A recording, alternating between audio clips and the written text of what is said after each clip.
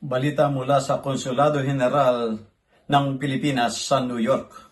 Opisyal na inilunsad itong Lunes, March 16, 2026 ng Department of Foreign Affairs ang fully digital apostille para sa Philippine Statistics Authority o PSA, e-Certificates at Commission on Higher Education o CHED, Electronic Certification, Authentication and Verification, ECAD, at documents.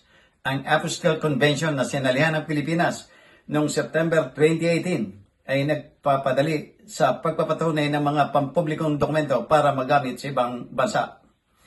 Sa pamamagitan ng bagong inilunsad na digital na plataforma, marinang makakuha ng apostille ang mga Pilipino at mga institusyon para sa PSA e-Certificates at CHED e-CABs online na inaalis ang pangangailangan ng pasikal na pagsusumite ng mga dokumento.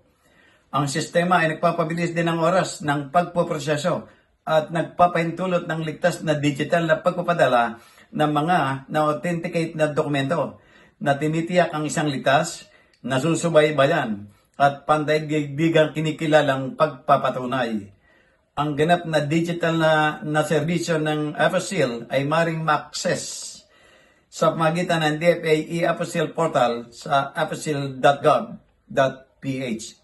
Para sa karagdagang impormasyon at detalye ng aplikasyon, bisitahin ang psahelpline.ph para sa mga dokumento ng Civil Registry o ang CHED OneTouch portal sa ecab.ched.gov.ph para sa mga akademikong record. Joe Cesar Magsumgulat para sa journalnews.com.ph.